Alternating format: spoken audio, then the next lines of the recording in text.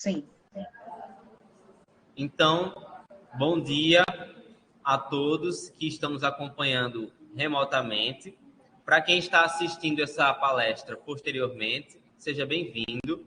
Eu me chamo Pedro Felipe, eu sou arquivista do Centro de Ciências Jurídicas e coordeno o projeto de extensão universitária de preservação da memória do curso de Direito da UFPB, Universidade Federal da Paraíba. Nosso projeto tem como intenções fazer o tratamento do acervo arquivístico do curso de Direito, que agora em 2022 completa 73 anos, e a nossa intenção também é realizar o tratamento dos documentos tanto analógicos quanto digitais e, da mesma forma, capacitar a comunidade de dentro e de fora do CCJ e da UFPB a lidar com os documentos de forma que a memória seja preservada. Então, nesse eixo de atuação, de capacitação, nós vamos receber hoje, aqui, nas nossas ações de capacitação, a professora Maria Amélia Teixeira da Silva. Ela está agora em Portugal, na Universidade de Coimbra, e está dando essa importante contribuição para nós. Então, eu vou ler rapidamente aqui o currículo da professora, para que ela possa começar a sua palestra. A professora Maria Amélia é professora do Departamento de Ciência da Informação da UFPB, doutoranda em Ciência da Informação pela Faculdade de Letras da Universidade de Coimbra, em Portugal, mestre em Ciência da Informação pela UFPB, bacharela em Biblioteconomia pela UFPB, graduada em Investigação Forense e Perícia Criminal pelo Centro Universitário Estácio, é coordenadora adjunta do projeto Arquivo 121, Contribuições da Arquivologia e da Biblioteconomia para a Gestão de Vestígios e Materiais Apreendidos na Superintendência da Polícia Federal na Paraíba, coordenou o projeto GEDAN, Gestão Documental no Arquivo, do Núcleo de Identificação Civil e Criminal do Instituto de Polícia Científica da Paraíba, e o projeto Contribuições da Arquivologia para a implantação de uma central de custódia de vestígios na Superintendência da Polícia Federal na Paraíba. É pesquisadora de categoria docente nos grupos de pesquisa do CNPq, GED-A, Documentos Digitais, Gestão, Preservação, Acesso e Transparência Ativa, e Estudos Arquivísticos em Documentos e Registros Digitais, vinculado ao UFPB. É membro do Núcleo Docente Estruturante do curso de Biblioteconomia da UFPB, da Associação de Docentes da UFPB, da Diretoria de Formação Sociopolítica e Cultural da Associação Profissional de Bibliotecários da Paraíba, da Associação Profissional de Arquivistas na Paraíba, atua na docência com os temas diplomática, documentoscopia, documentos autênticos, autenticados, falsos, falsificados, digitais e não digitais, gestão documental, representação da informação, gestão, planejamento de unidades de informação, ação cultural em unidades de informação, arquitetura da informação, usabilidade e acessibilidade em ambientes informacionais digitais. E hoje, a professora Maria Amélia vai nos presentear com a palestra Contribuições dos Estudos de Diplomática, Documentoscopia, Grafoscopia para o Tratamento Arquivístico do Acervo do CCJ. Nós estamos agora na sala de multimídias do Centro de Ciências Jurídicas da UFPB em João Pessoa, na Paraíba, e a professora Maria Amélia na Universidade de Coimbra. E agora eu passo a palavra para a professora, a quem eu já agradeço. E, professora, fique muito à vontade. Aos que estão nos assistindo ao vivo, podem colocar as dúvidas no chat da transmissão. E aos que estão assistindo pelo Instagram, que acessaram lá pelo Instagram, se acharem mais fácil, também podem enviar as dúvidas durante a palestra para o direct do Instagram do projeto Memória Direito UFPB, e ao final a professora vai dar um espaço para que nós possamos fazer os questionamentos. Professora, fique à vontade, seja bem-vinda e bom dia. Bom dia, Pedro. Vocês me escutam bem? Então, eu quero, para mim, na verdade, aqui já é boa tarde, mas bom dia para quem está no Brasil.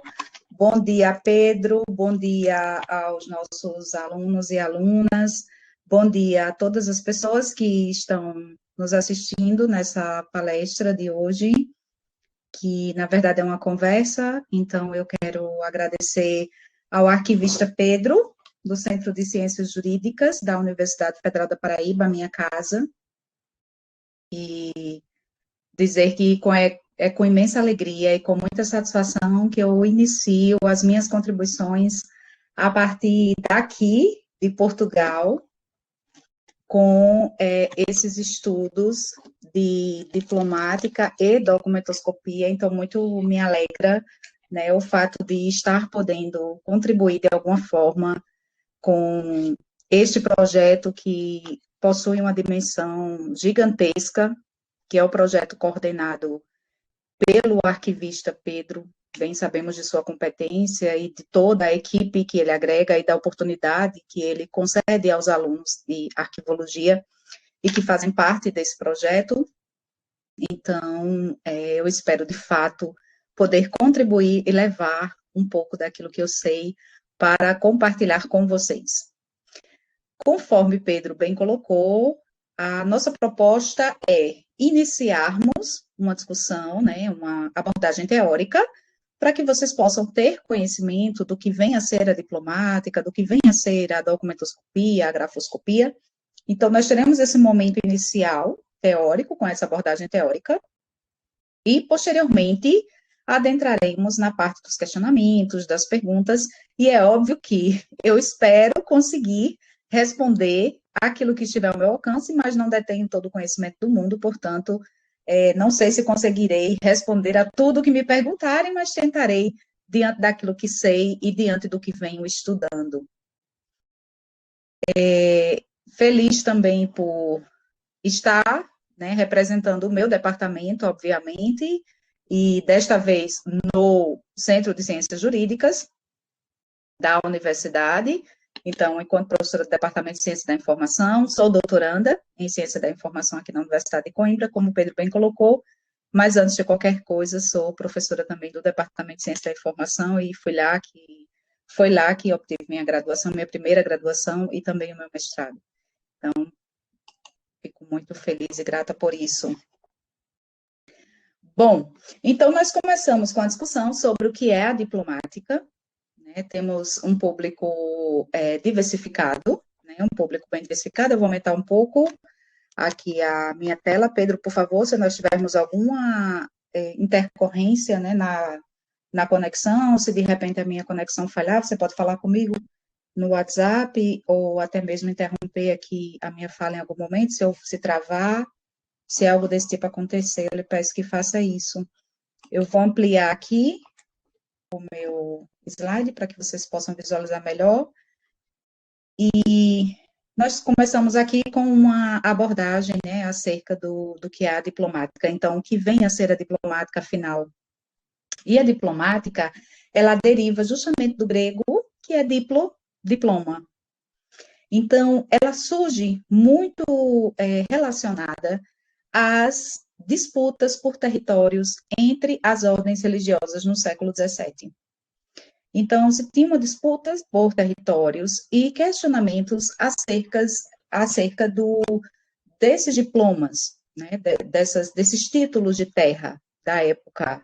O que era autêntico e o que não era autêntico. Quem era o detentor dessas terras e quem estava a doar estas terras. Então, isso é um dos primeiros pontos que pode ser mencionado acerca da origem da diplomática. Então, o estudo destes diplomas e da autenticidade destes diplomas, o que era fato e o que era lenda, o que era verdade e o que não era. Então, a partir disso, começam-se a ter início os estudos para verificar a autenticidade ou falsidade dos diplomas da Idade Média. E é justamente nesse processo das disputas territoriais que começam a surgir os primeiros nomes, né, de personagens que se destacam à época por iniciarem esses estudos. Então, o Daniel van Pampebroek é um desses personagens. Quem foi o Daniel van Pampebroek? Ele foi um padre jesuíta belga que colaborou com Jean Bolland na publicação da Acta Santorum. Daqui a pouco vocês vão ver o que é a Acta Santorum. Ela, na verdade, é uma série de volumes nos quais os testemunhos relacionados à vida de cada santo da Igreja Católica eram avaliados com o objetivo de separar o que era fato e o que era lenda. E no meio disso tudo, né, dessa análise, dessa investigação, de verificar o que era fato e o que era lenda diante daquele quadro e daquele cenário, com alguns questionamentos, começaram a se consultar os arquivos das igrejas, né, e dos mosteiros da época. E entre essas consultas, o Pompebrook encontrou um diploma de doação no arquivo de Santa Maria de Orens, ou Orens, na qual figurava o nome de Dagoberto I como pai de Santa Irmina, quando, na verdade, a santa tinha como progenitor o Dagoberto II. Então, vejam que, na verdade, essa análise do conteúdo do documento, ela já vinha desde essa época. E desse modo, e vocês vão perceber isso posteriormente, quando adentrarmos nas explicações relacionadas à documentoscopia, que é preciso, para que um documento seja autêntico, e a documentoscopia vai definir isso, embora a arquivologia possa ver de uma outra forma, a história possa ver de outra forma, as demais ciências possam ver de uma outra forma, mas a documentoscopia vai definir que o documento ele é autêntico se o seu suporte e o seu conteúdo são verdadeiros. Então, não basta apenas que um dos dois seja verdadeiro. E não basta que se tenha, por exemplo, um conteúdo verdadeiro em um suporte que não seja autêntico, ou que não seja o suporte ideal, o suporte digno, legítimo de fé para que aquela informação seja inserida. Então, por exemplo, nós temos uma certidão de nascimento e temos uma estrutura para aquela certidão de nascimento.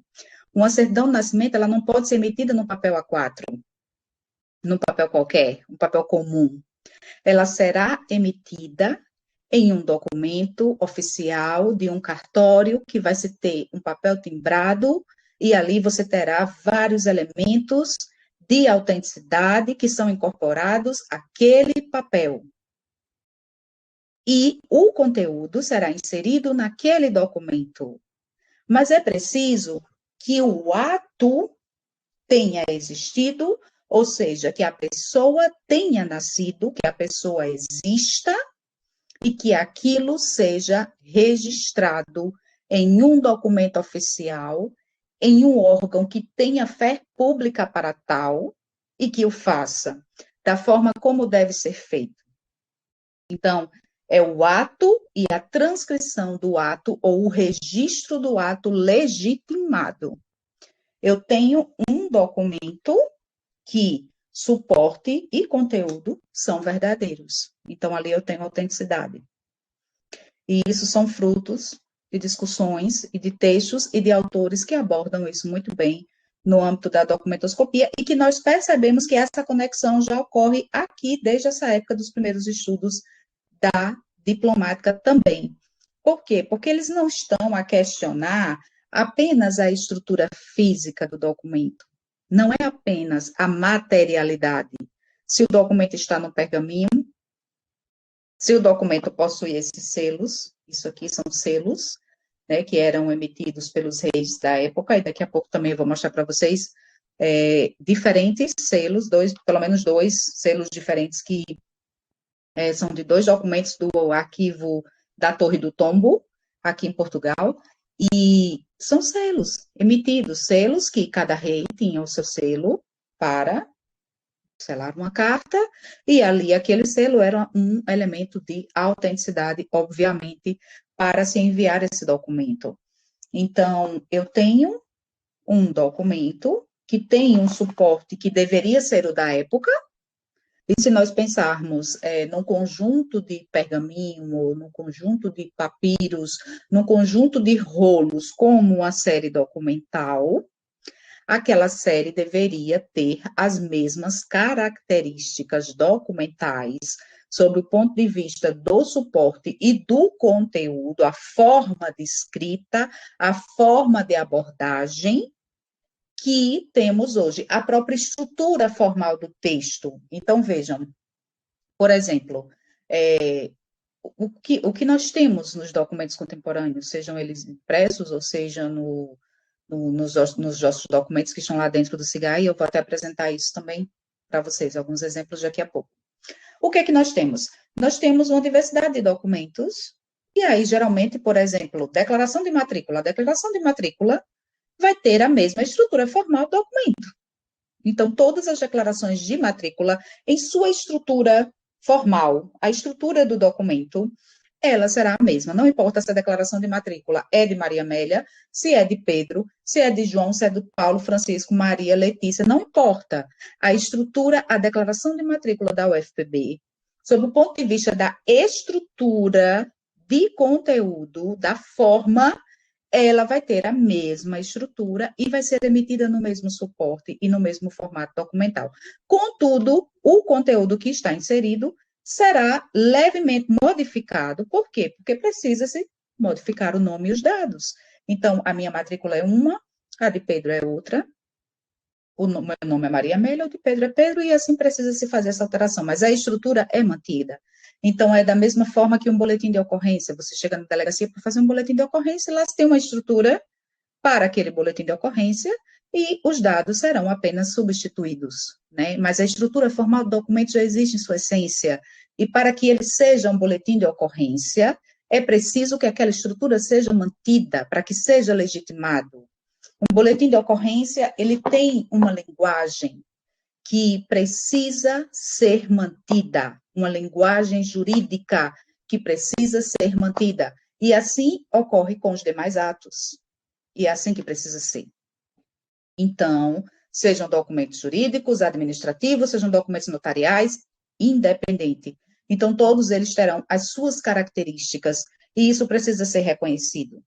Então, vejam que aqui nós temos essa preocupação, não é só de suporte, mas também de conteúdo. E é por isso que nós temos os elementos de segurança incorporados ao suporte e também essa forma de estudar os elementos do conteúdo. O que se atesta, o que está a se dizer. É de fato verdade? Quem assina aquele documento possui fé para assiná-lo? É uma pessoa legítima para fazer aquilo ou não? O que está sendo atestado ali é legítimo? É verdadeiro? O registro do ato corresponde à verdade? Ainda que seja feito por um órgão que tem fé de ofício para fazê-lo. Então, por exemplo, vamos imaginar que, de repente, alguém chega numa delegacia e vai fazer um boletim de ocorrência de uma suposta agressão que sofreu no trânsito. Bateram no meu carro agora e quebraram tudo do meu carro. Eu sofri um acidente, um carro bateu no meu e foi embora. E você chega na delegacia para fazer esse boletim de ocorrência. Então, o policial que está lá, ele vai coletar as suas informações do que você está relatando e ele vai registrar aquele ato em um documento oficial que está sendo emitido pela unidade competente para tal. Contudo, aquele fato não ocorreu, você está criando, você está inventando. Porque você quer culpar alguém, porque você quer, enfim, por N motivos. E aí, o ato não é legitimado. Se não é legitimado, pode ser questionado, porque aquilo não aconteceu. Então, você terá um documento que ele foi emitido pelo órgão responsável para tal, que tem competência para tal, que tem fé pública para emitir, contudo, o conteúdo não corresponde à verdade. Então, esse documento não pode ser considerado autêntico, porque ele não é verdadeiro sob o ponto de vista do seu conteúdo. Embora o suporte seja verdadeiro, embora a fonte originária seja verdadeira, seja a pessoa que legitimou, que tem fé para isso, uma perícia grafoscópica, que nós veremos daqui a pouco, vai confirmar que a assinatura que está lá é realmente de um policial, escrevente, que fez o boletim de ocorrência, que assinou o boletim de ocorrência, mas que o ato registrado não corresponde à verdade. Então, isso pode-se trazer a nulidade do documento, tá? Então, esse é um ponto. E aqui nós continuamos com essas questões. No prefácio do segundo volume da Ata Santorum, publicado em 1675, o Pampebroek declarou ser falso esse diploma, o que invalidava vários diplomas medievais que tinham sido preservados e tratados como completamente autênticos pelos beneditinos da Abadia de Saint-Denis. E aí é quando começa, de fato, este fenômeno chamado de guerra diplomática. Por quê? A guerra entre os beneditinos, que eram aqueles que sempre custodiavam os documentos, que sempre faziam as análises de autenticidade dos documentos, e de repente alguém vai lá, ou os jesuítas, encontram essas incoerências documentais e começam a levantar esses questionamentos. Aqui a Ata Santorum.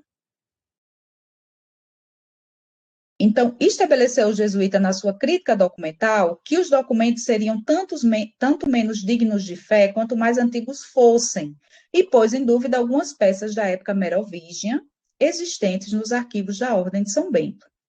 Os beneditinos, que se julgavam especialistas nessas questões, já que tradicionalmente dedicavam-se aos trabalhos de busca e reprodução de documentos, e que já tinham realizado inúmeros estudos da heurística e crítica dos textos, não se conformaram.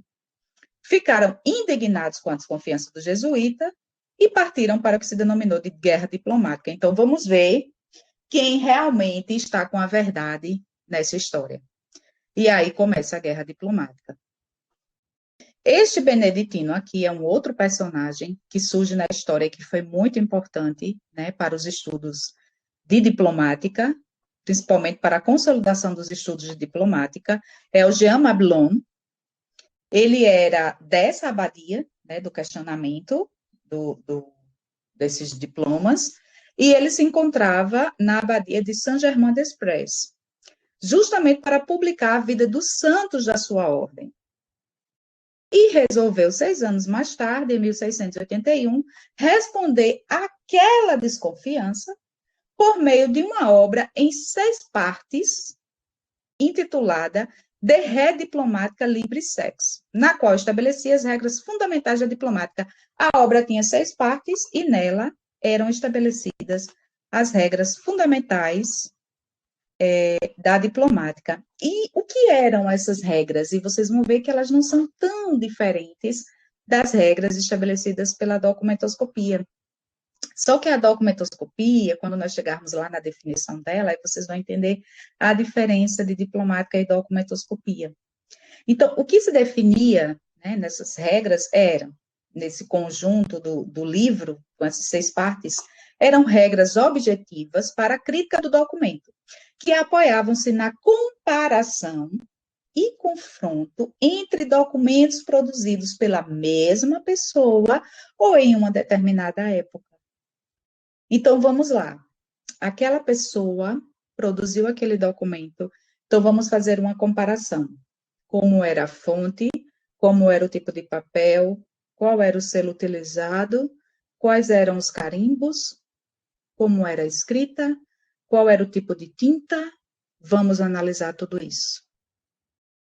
Qual era a forma de escrever, e aí lá vem os estudos paleográficos, para falarem das abreviações, se a escrita era gótica, como era o tipo de escrita, todas essas características. Então, vai se analisar suporte e conteúdo mais uma vez. E aqui chegamos na documentoscopia. E, afinal, eu estou falando de documentoscopia e agora nós queremos saber o que é a documentoscopia. A documentoscopia, de acordo com Lima e Moraes 2012, ela é a área da criminalística que estuda e analisa os documentos com o objetivo de verificar sua autenticidade e ou determinar sua autoria. A documentoscopia, de acordo com Mendes, 1999, é a parte da criminalística que estuda os documentos para verificar se são autênticos e, em caso contrário, determinar a sua autoria. Então, na verdade, e nós teremos até outras definições posteriormente da documentoscopia, o fato da grande diferença entre a documentoscopia e a diplomática é porque a documentoscopia, ela surge mais ligada a fins criminais. Então, ela não se conforma, digamos assim, ela não se detém ao fato de que o documento seja inautêntico. Ela busca identificar o autor. Quem foi a pessoa que falsificou. Por quê? Porque, geralmente, quando você tem um crime de falsificação de documento, e aí, quando eu falo de documento, eu estou trazendo um contexto mais amplo, né? Seja um documento textual, seja uma cédula de dinheiro, um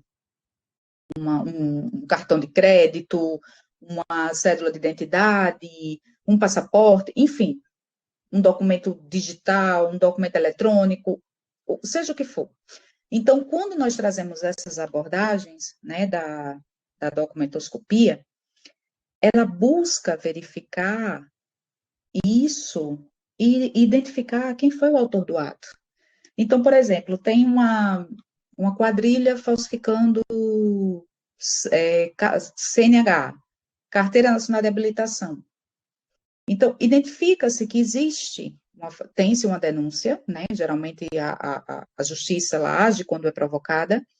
Então, vai-se fazer uma denúncia, que existe aquele ato, que aquilo está acontecendo, e a partir dali, as instâncias policiais vão iniciar um trabalho investigativo para verificar quem é o autor daquela ação.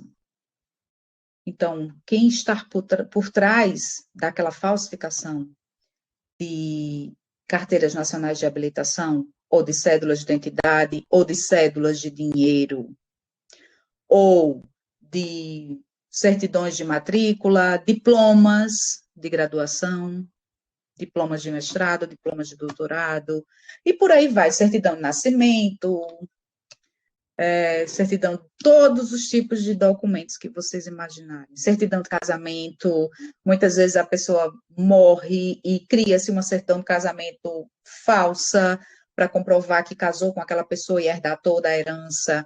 Então, tudo isso, toda essa conjuntura, né, é objeto de estudo, muitas vezes, de uma denúncia, é objeto de investigação, muitas vezes, de uma denúncia, e a documentoscopia, ela vai se ater à análise desse documento para fins criminais. Então, para que esta pessoa, vocês veem que aqui na diplomática não é para fins criminais, era para dizer o que era autêntico ou não, e analisar isso, e pronto, e tomar outros encaminhamentos, e ter a guerra diplomática entre eles, e dizer quem sabia, quem não sabia, e ficar nessas disputas, mas não se chegava aos fins criminais. E com a documentoscopia, não. É para fins criminais, é para punir. Encontrou o autor do ato, vai punir. Ah, tem gente falsificando atestado. Tem alguém que está assinando pelo médico. Pegou lá a lista, o bloco de atestados do médico, pegou o carimbo do médico e está lá carimbando e rubricando. Então, em algum momento, vai se descobrir que tem muitos carimbos daquele médico circulando pela cidade, o Conselho Regional de Medicina vai chamá-lo e vai se começar um trabalho investigativo que ele próprio pode solicitar, o próprio profissional, e um trabalho investigativo para identificar quem é a pessoa que está cometendo esse ato, para que essa pessoa seja punida.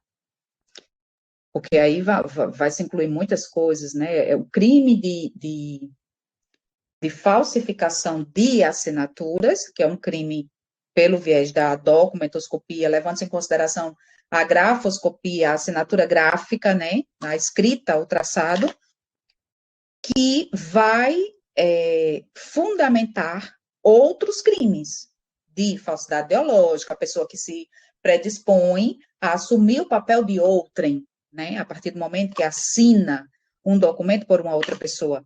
E eu até falei, já tem quando eu ministrava as oficinas, eu conversava com os alunos a respeito disso, porque o quanto é arriscado você colocar a sua letra, a sua grafia, para assinar a presença de um outro aluno que não está na sala de aula. Lista de presença. Porque, de repente, aquele aluno pode estar em outro local, pode estar, enfim, passando por diversas situações das quais você não sabe, e a lista de presença é um registro, é um documento, né? E ali está registrado que aquele aluno estava naquele local e ele pode usar aquele documento como prova. Mas aí se pedem para ele, para que seja feita uma análise grafoscópica, se, por exemplo, ele cometeu algo e a outra parte solicita um exame grafoscópico, vão verificar que aquela letra não condiz à letra dele e podem começar a verificar, dentre as grafias que se tem, né, a lista de presença, de quem é aquela letra. E um perito documentoscópico provavelmente vai saber identificar de quem é aquela letra. Então, isso pode complicar a tua vida. E é algo tão sério que podem te chamar e dizer por que você assumiu o papel daquela pessoa, né? Porque você está assinando por aquela pessoa, então você está assumindo ser aquela pessoa naquele momento. E vejam como isso é sério, né? Como isso é grave. Então, nós temos os elementos de segurança incorporados ao papel, e aqui vocês podem verificar, né? Nós temos uma luz ultravioleta, cédulas de dinheiro em real, e também um documento textual, no qual nós temos vários elementos, né, que reagem à luz ultravioleta e geram esse efeito luminoso. Aqui estão os fios, né, os confetes, são os fios de segurança que estão aqui, não são confetes, porque os confetes são coloridos, vocês vão ver daqui a pouco, são os fios luminescentes, e também esses outros elementos para identificar, e eles reagem, e são elementos de segurança. Então, ali nós temos as fibras, né, que são justamente essas fibras que estão aqui, e se vocês observarem, elas estão postas aqui nesse documento, e como é que nós sabemos que são fibras e não são confetes? Quando chegarmos nos confetes, vocês verão que eles são todos coloridos, e as fibras, geralmente, elas possuem uma única cor. Então, é assim que nós diferenciamos. Então, fibras com características particulares, normalmente sintéticas, de dimensões e concentração especificadas, incorporadas durante o processo de fabricação do papel. Podem ser fibras visíveis, observadas a olho nu ou não, detectadas com o auxílio de equipamento específico. Quando nós temos oficinas, conseguimos visualizar tudo isso. Os confetes, que estão logo aqui em seguida, vejam que eles são coloridos, né? Você tem azul, você tem várias cores. No meu passaporte, é porque para isso eu teria que apagar a luz, e a gente pode ser que se tome muito tempo, Pedro, da oficina, porque eu poderia até mostrar o meu passaporte com a minha lanterna, mas, enfim, eu creio que nós iremos tomar muito tempo. Aqui conseguiremos ver, eu tenho outras coisas também para apresentar para vocês, e eu sei que o nosso tempo é curto, mas poderemos posteriormente ter oficinas, e aí sim, nessas oficinas teremos a oportunidade de explorar mais essas análises. Os confetes são um termo genérico para designar fragmentos, normalmente coloridos, de formas variadas e concentração especificada, incorporados durante o processo de fabricação do papel. Vejam, né? Sempre durante o processo de fabricação. Então, são elementos de segurança que são incorporados ao suporte, no ato de fabricação. Podem ser visíveis, observados a olho nu, ou invisíveis a olho nu, detectados com o auxílio de equipamentos específicos. Podem ter características modificáveis sob a ação de agentes externos, por exemplo, luz ou calor, e apresentar impressão, geralmente microletras. Então, aqui, exemplo de confetes, e aqui também um exemplo de fio de segurança, que esse aqui vocês já conhecem demais, né, o fio de segurança. Nós tínhamos até na cédula de R$ 1, a anterior, a verdinha que surgiu, tinha pessoas até que tiravam com muita facilidade o fio de segurança. Elementos de segurança presentes nas cédulas de R$ 100, eu sempre gosto de mostrar, porque existem tantas coisas aqui, muitas vezes nós nem sabemos, não temos conhecimento do nosso próprio dinheiro, né, o dinheiro que nós manipulamos diariamente, e não sabemos da riqueza desse dinheiro. Pedro, eu não sei se eu consigo projetar esse vídeo e se vocês conseguem escutar o áudio, se eu abrir. Pedro? Oi, se você, para você exibir um vídeo, ele está no YouTube ou está no computador? Está no YouTube. Pronto, aí você clica no maisinho, Hum, e aí vai ter aí uma opção de, acho que é exibir vídeo externo, se eu não me engano. Aí você coloca a URL do vídeo no YouTube e ele aparece aqui para a gente com áudio e vídeo. ótimo. Certo. Compartilhar um vídeo externo. Isso. A URL, né? Certo, eu vou colocar aqui.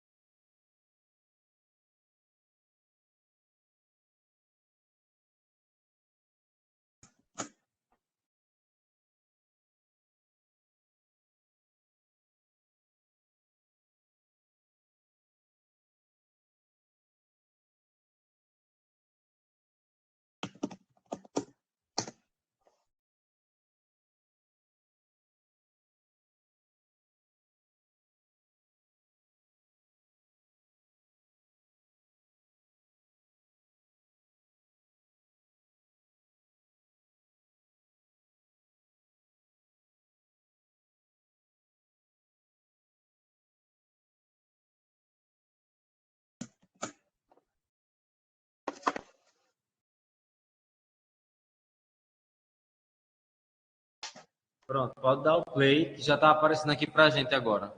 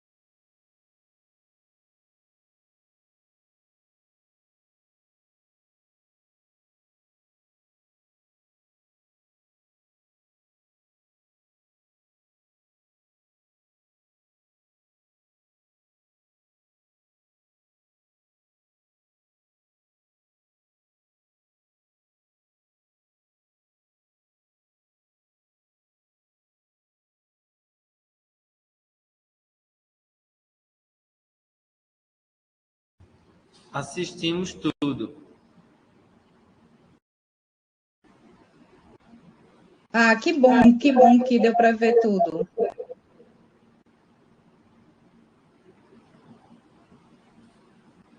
Deixa eu voltar aqui nos slides.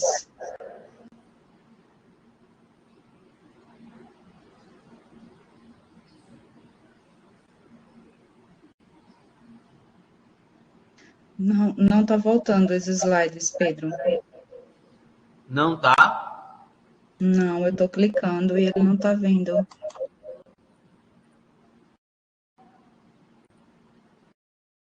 Pronto. Voltou. Pronto.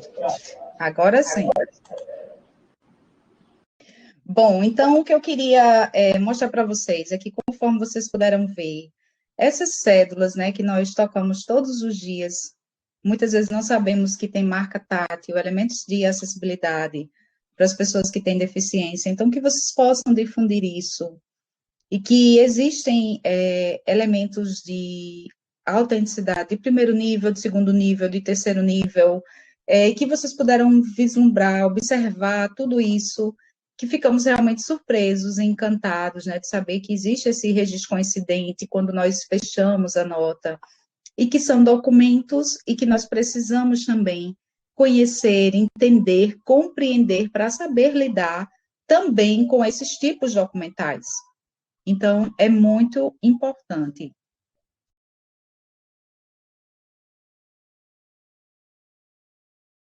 Deixe-me ver aqui o que é que está acontecendo que não passa.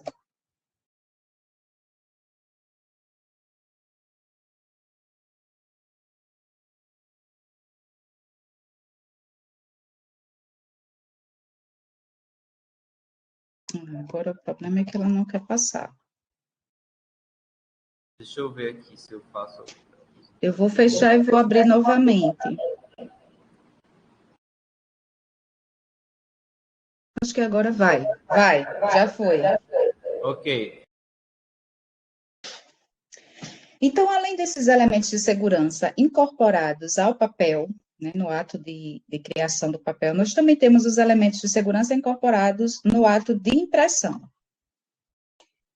E, como exemplo, temos a marca d'água, né, que também foi mostrada lá demonstrada na cédula de dinheiro.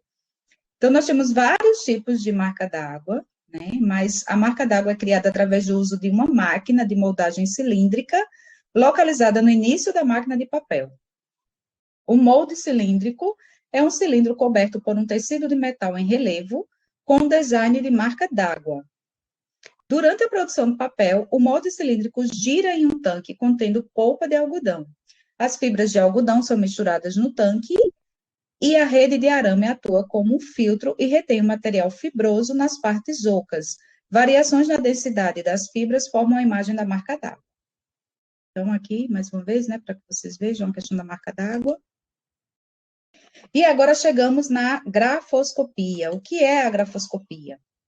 Então, a grafoscopia, também conhecida como grafística ou grafotecnia, é a parte da documentoscopia. Eu gosto muito desse conceito, que é de Delpicchia Filho, Delpicchia e Delpicchia, são 3 autores que escreveram o Tratado de Documentoscopia, um dos principais livros da área, e eles dizem que é uma parte da documentoscopia que tem por finalidade determinar a origem do documento gráfico, verificando a autenticidade, a falsidade ou a autoria gráfica através das características que a individualizam.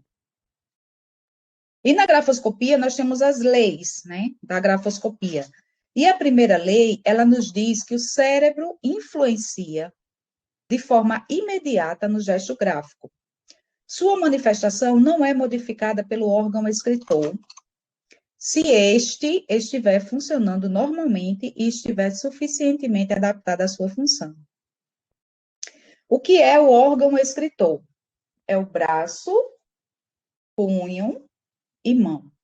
Isto é o órgão escritor. E ele é um mero instrumento para a expressão do gesto gráfico. Ou seja, o que é que a primeira lei vem nos dizer? Ela vem nos dizer que, se o nosso cérebro estiver bem, o nosso órgão escritor vai funcionar. Se ele não estiver bem, ainda que o nosso braço esteja perfeito, não conseguiremos escrever. Então, tudo vem da mente. Você tem um braço perfeito, as mãos perfeitas, tudo perfeito, mas se a tua mente não está bem, teu cérebro não está bem, não conseguirá escrever.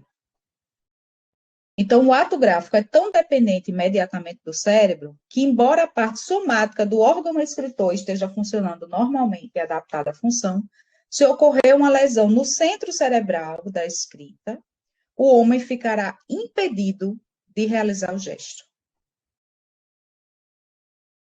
A segunda lei, ela nos diz que quando alguém escreve, seu eu está em ação. Mas o sentimento quase inconsciente dessa ação passa por alternativas de intensidade entre o máximo, onde existe um esforço a fazer, isto é, nos inícios, os ataques, o início da escrita, e o mínimo, quando este movimento segue o impulso adquirido, isto é, nas extremidades, nos remates, quando você fecha. Assim, o máximo de intensidade se refere às ações do consciente e o mínimo à expressão do subconsciente. E é justamente dessa forma aqui que se consegue fazer uma perícia grafoscópica ou grafotécnica, como queiram denominar. Porque quando se está a verificar a grafia de alguém, começa-se a observar justamente. A pessoa vai ter muito cuidado quando ela inicia a sua escrita. E depois ela vai relaxando o punho. E a partir disso tem como se fazer um exame e verificar se aquela grafia é dela ou não. A terceira lei, ela vai nos dizer que a escrita habitual não poderá ser modificada voluntariamente em um determinado momento, senão pela introdução em seus traços do esforço dispensado para obter essa modificação. Como a escrita é produto do subconsciente, não pode ser controlada pelo consciente. Quando o escritor procura conscientemente alterar a sua escrita, provocará um conflito entre as duas mentes. E esse conflito deixará no registro a marca dessa luta entre como eu escrevo e como eu quero escrever, para mostrar que aquela assinatura não é minha. Um exemplo, eu assinei um cheque, foi feito um desconto na minha conta e agora eu estou dizendo que não, que aquela assinatura não é minha. Eu quero dinheiro de volta. E ali eu vou tentar, de todas as formas, criar uma assinatura que não conduza com a minha. Em algum momento vai existir esse conflito entre o meu e o que eu quero ser. E vai deixar esses rastros. Né? Então, esse conflito entre as duas mentes. E este conflito deixará um registro, a marca dessa luta, seja um pequeno desvio no traço, seja numa hesitação, uma parada normal do instrumento escrevente ou uma trêmulo. E a quarta lei nos diz que quando o ato de escrever é realizado em circunstâncias desfavoráveis ao escritor, ele registra inconscientemente as formas que lhe forem mais favoráveis e fáceis de ser executadas. É a lei do mínimo esforço, que pode ocorrer em qualquer outro gesto do homem. É um recurso ditado pelo subconsciente. Então, aqui nós temos um quadro que ele traz os elementos da escrita de acordo com o Mendes 2010. Eu não sei o tamanho que fica para vocês, mas eu acho que vocês conseguem maximizar, já que a plataforma é interativa. E se vocês observarem, nós temos aqui os andamentos gráficos em um momento, então a palavra casa, eu escrevo ela sem pausa. Quando eu estou fazendo uma análise grafoscópica, eu consigo identificar isso. Então, eu até criei uma ficha para essa análise, eu vou apresentar para vocês, talvez lá fique até melhor, mas eu preciso mostrar isso aqui também para que vocês possam compreender. O andamento gráfico em um momento, então eu escrevo de forma linear sem pausas. Casa, em dois momentos. Cas, separado do A. Então, eu tenho como analisar a escrita de uma pessoa e eu até convido vocês a fazerem isso na casa de vocês, a depois assinarem o nome de vocês e retornarem de repente à apresentação e tentarem fazer essa análise e verificar, a minha escrita possui um andamento gráfico, dois, ou, enfim. Com relação ao andamento gráfico, ela é em um momento, em dois ou em três momentos, se eu separo a palavra uma vez, duas vezes, três vezes, ou eu não separo, então é um momento. A inclinação axial, se a minha letra, a minha escrita é mais vertical, se ela é inclinada à direita, se é inclinada à esquerda, se é uma reversão do eixo, de ficar aquela, né, tipo arco-íris. Então, como é que eu faço? Os espaçamentos, se eu trago esse espaçamento intergramatical, interliterais, intervocabulares, né, se eu separo isso, esse distanciamento ou não.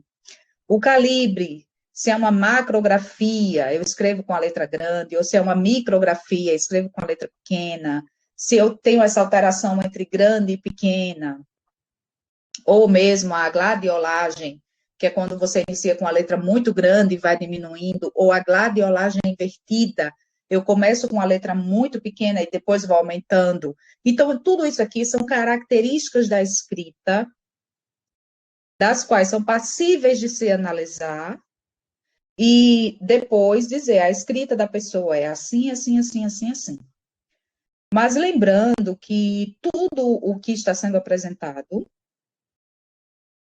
numa perspectiva de uma análise para o âmbito acadêmico.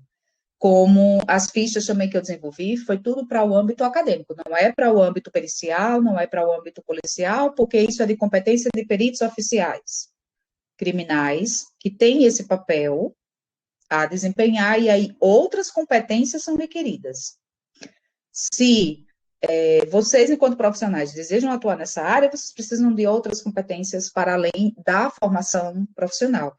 É a contribuição aqui, conforme está posto no título da palestra, é trazer esta visão, esta abordagem, para contribuir com o que vocês estarão a desenvolver, né, com os documentos relativos ao memorial do curso de Direito da UFPB ou em outros ambientes das suas vidas, mas não nessa esfera pericial, tá? É para fins acadêmicos, para que vocês possam identificar. Ah, eu encontrei um documento, a escrita dessa pessoa é assim, assim, assim, assim, assim.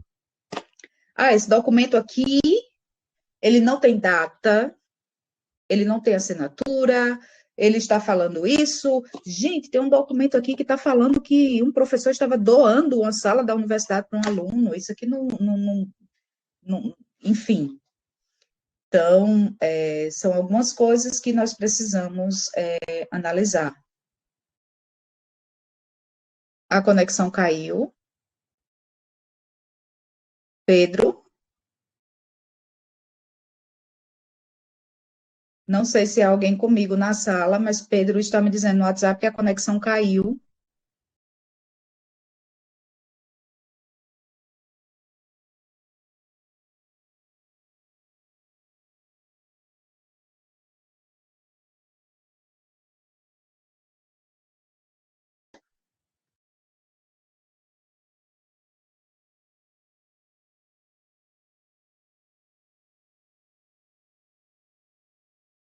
A conexão foi lá, eles caíram. E aí vamos aguardar um pouco, né, até que eles retornem. Eu vou dar só uma pausa até que eles voltem.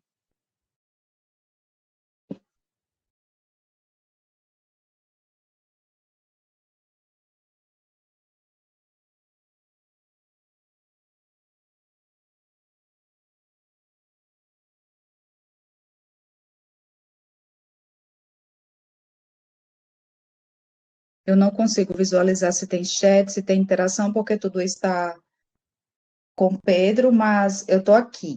E vamos aguardar até que ele retorne.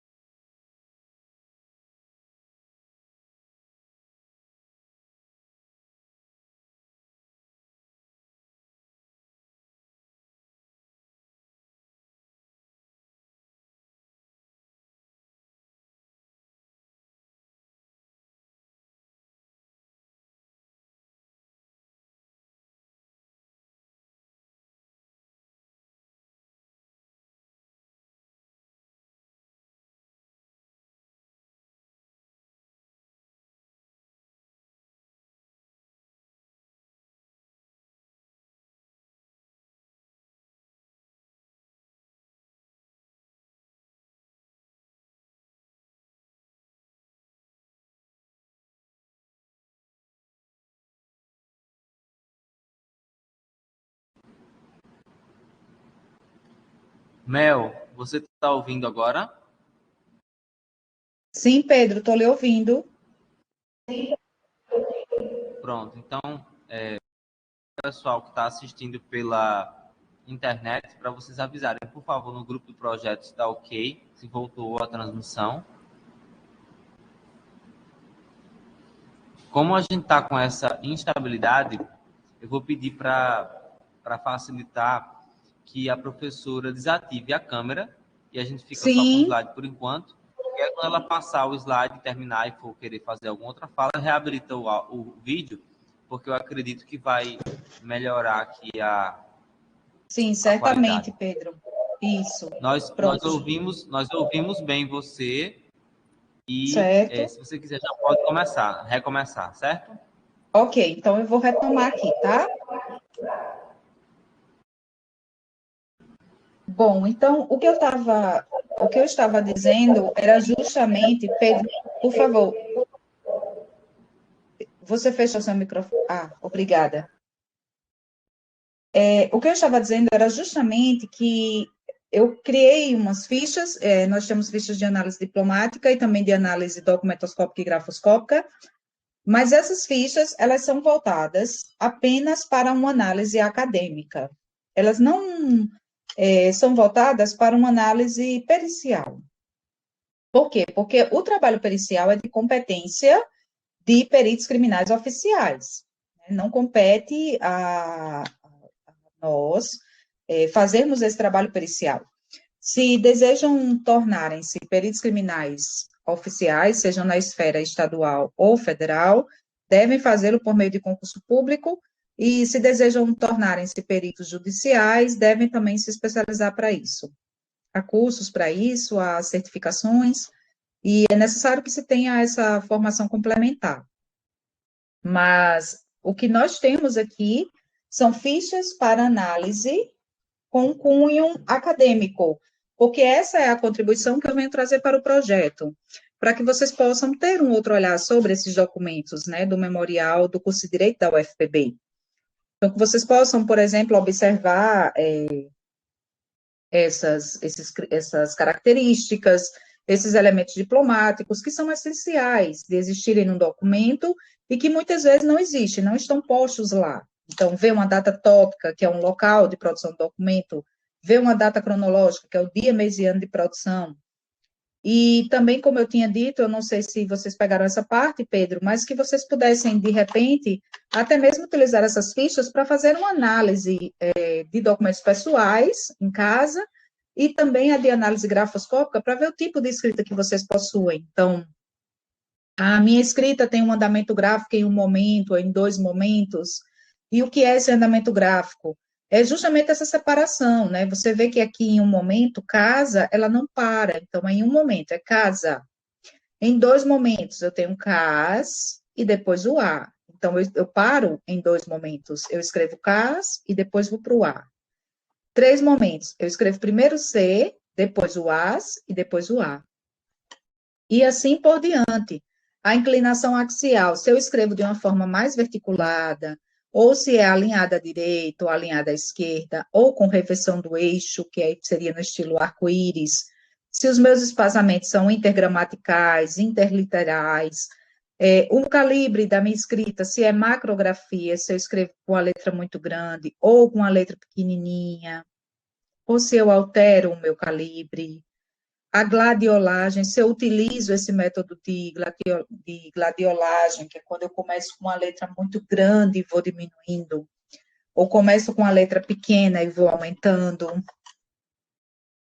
os valores angulares e curvilíneos, se eu tenho valores angulares, né, se são curvilíneos com mais curvas, se são mistos, angulares e curvilíneos, os alinhamentos gráficos. Na minha escrita, eu tenho alinhamentos ascendentes, descendentes, acima da linha de pauta, apoiado na linha de pauta, sobre a linha de pauta, irregular, como são, né, como é essa forma, né, dos meus alinhamentos gráficos. Então, todos esses campos eu posso avaliar frente à minha escrita. Aqui, antes de passarmos para a observação de alguns documentos, eu tenho alguns posts que eu coloquei lá no Instagram, @diplomática_ufpb, e são fruto de algumas reflexões, de algumas leituras de teóricos da área, e também da minha experiência em sala de aula, e de tudo isso, né, e do que eu vivencio, eu acabei criando essas reflexões e inserindo-as aqui nesses posts. Então, eu trago aqui essas definições que, obviamente, são passíveis de modificações, de alterações, de contribuições de outras áreas, de outros pesquisadores, inclusive de vocês, né, de todos vocês. E aí eu venho dizer que o documento autêntico é o verdadeiro sob o ponto de vista do seu suporte e do seu conteúdo, e eu já coloquei para vocês por quê, né, eu defendo isso, que nem sempre um documento com uma assinatura autêntica é autêntico, porque você pode ter, e eu falei sobre isso também, você pode ter um documento com uma assinatura autêntica, tem lá a minha assinatura, mas o contexto anterior foi modificado, foi adulterado de alguma forma, inseriram uma informação que não estava no documento, né, quando eu o redigi, por exemplo. Eu posso entregar uma declaração para um aluno dizendo que autorizo sua participação no projeto X, e depois o aluno colocar lá, inserir, fazer uma reimpressão no documento e inserir. Além disso, autorizo também a participação do aluno fulano de tal no projeto, sem que eu tenha dito isso. Então, eu terei disponibilizado para o aluno aquela declaração assinada por mim, e ele insere um outro contexto, um outro texto no documento após a produção inicial. E assim o documento não seria autêntico, porque foi inserido uma informação posterior. A proveniência, princípio basilar da arquivologia, é fundamental para aferir a autenticidade de um documento digital ou não. Por quê? Porque eu sempre construo as minhas reflexões na perspectiva de que a proveniência é a base de tudo. Então, o que é que dá sustentabilidade àquele documento, seja ele qual for? De onde ele veio, quais foram os documentos anteriores a ele, ou qual foi o ato que o originou? Então, qual foi o caminho que esse documento percorreu, a cadeia de custódia documental, tudo isso precisa estar muito assegurado. E no caso dos diplomas digitais da UFPB, por exemplo, não é simplesmente a tecnologia blockchain que vai assegurar a autenticidade desse documento, mas é a sua fonte originária. Se vocês observarem, depois tiverem a oportunidade, verão que existe uma série de documentos que são requeridos para que o diploma digital seja gerado. Então, é a proveniência. O diploma digital vai existir porque existiram vários outros documentos durante toda a vida do aluno que deram força probatória para que ele fosse digno de receber o diploma digital. Então, a proveniência é o princípio, né, base lá da arquivologia, assim como os outros, obviamente, inclusive no próximo mês eu estarei apresentando um trabalho em um congresso aqui no Porto, 2 trabalhos, na verdade, e um deles eu trato justamente disso, dessa minha experiência enquanto docente na UFPB, abordando as questões de diplomática e documentoscopia. E isso está posto lá. Bom, a manutenção, e aí já vem logo essa questão da manutenção da cadeia de custódia documental e a preservação documental são essenciais para aferir a autenticidade documental. Por quê? Manutenção de cadeia de custódia, que é fundamental, isso aí é essencial, seja documentos digitais ou não digitais, e a preservação. Tem que preservar, tem que conservar, ou você não vai conseguir manter o documento para que depois ele seja, as informações, ele esteja íntegro e as informações sejam acessadas. Todo documento digital é eletrônico, mas nem todo documento eletrônico é digital. Por quê? Porque existem documentos eletrônicos que não são digitais. Por exemplo, Se você for na Rádio Tabajara, em João Pessoa, você vai ter discos de vinil, você pode ter fitas cassetes, fitas em VHS, todo um arquivo com esse tipo documental, a própria TV Cabo Branco também, todo um arquivo com esse tipo documental, que são registros documentais, suportes eletrônicos, um arquivo com documentos eletrônicos, mas que não estão em formato digital. Então, o documento digital é um tipo de documento eletrônico, mas nem todo documento digital é eletrônico, né? Aliás, todo documento digital é eletrônico, mas nem todo documento eletrônico é digital. A exemplo do disco de vinil, como eu citei, a fita VHS. Então, quer dizer, você não consegue, você só reproduz esses documentos em dispositivos eletrônicos, que não necessariamente são digitais. Você coloca lá num som, numa radiola para tocar o CD e ele não é digital, né? Ainda é naquela modalidade mecânica e eletrônica, enfim. Os próprios microfilmes também e todos os outros. Documento falso é aquele em que a fonte originária, a proveniência, não existe por meio da legalidade jurídica. Assim, o documento surge, na maioria das vezes, a partir de outros documentos falsos e pode ser inautêntico no âmbito do suporte ou conteúdo. Então, não existe, né? Quantos e quantos fabricantes de CNH, diplomas, que não têm legalidade jurídica para existirem?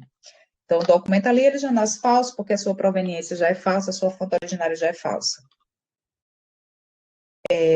Documento falsificado é aquele em que a fonte originária, a proveniência, existe por meio da legalidade jurídica, contudo, após sua produção legítima, o documento sofre algum tipo de adulteração. Na maioria das vezes, relacionado ao seu suporte. Os atestados médicos são um exemplo claro desse tipo de ocorrência. Então, por exemplo, a pessoa vai ao médico e ele dá um dia de atestado e ela vai e coloca um zero do lado para dizer que são 10 dias.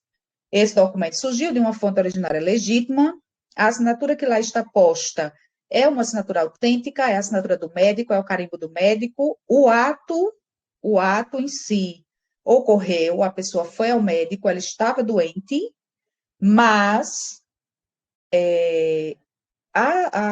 o documento, materialmente falando, ele foi falsificado. Por quê? Porque as informações que estavam lá era um dia de atestado e a pessoa fez uma adulteração, colocando um zero à frente.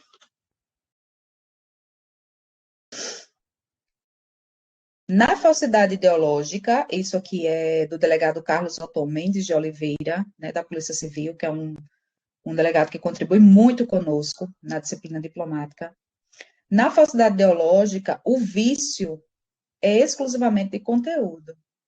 É produzido com suporte verdadeiro e por pessoa com autorização para o ato. As informações contidas é que são dissociadas da verdade. Então, esse mesmo processo, né, das informações, o que está se dizendo lá. E aqui, uma outra observação, que os cursos de bacharelado em arquivologia e biblioteconomia da UFPB são os primeiros do Brasil a estudar documentoscopia, ciência forense que diz respeito ao estudo e análise de documentos com o objetivo de identificar sua autenticidade ou falsidade. Uma última observação para vocês, antes de apresentar aqui os documentos. Antes de assinar qualquer documento, é primordial fazer uma leitura atenta deste. Observar as assinaturas, selos, carimbos, datas tópica, local e cronológica, dia, mês e ano de produção do documento, e quem dá fé ao ato documentado, pessoa que assina o documento. Portanto, observem sempre isto. Diplomática UFPB é o Instagram, e eu vou abrir agora uns documentos para que eu possa mostrar para vocês. Vou começar com essa carta do rei Dom Afonso, rei de Portugal, uma carta de doação. E vocês vão verificar aqui, essa carta de doação, é uma escrita da época, né? Mas o que eu quero mostrar para vocês é o seguinte: é um documento do arquivo da Torre do Tombo, O que eu quero mostrar para vocês é a estrutura desta carta. Vejam que aqui tem seus nomes, o suporte e os elementos de autenticidade, que estão relacionados tanto ao suporte, o tipo de material, papel, como ao selo do rei. Observem, isto aqui é o selo do rei Dom Afonso, que foi rei de Portugal, né? Então, isto é o selo do rei, de modo que, se não tem isso aqui, não é o selo do rei. Então, um forte elemento de autenticidade documental. E eu não consigo passar a outra página, eu acho que eu tenho que abrir o outro. O verso desse documento, aqui está o verso do documento. O verso deste documento, ele está aqui de cabeça para baixo, porque ele é dobrado, né? Ele é dobrado. Deixa eu ver se eu consigo. Não sei se gira. Não, não gira. Mas aqui está novamente o selo, né? Para fazer o fecho desse documento e vários escritos que vocês podem observar que estão aqui, o tipo de papel. Então, tudo como elementos de autenticidade, as marcas que são deixadas como elementos de autenticidade dos documentos da época. E eu quero mostrar para vocês agora a diferença desse para o do outro rei. Deixa eu ver.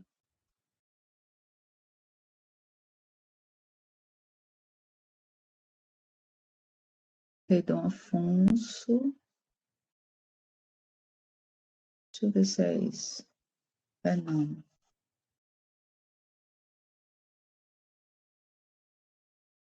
Eu tinha baixado aqui.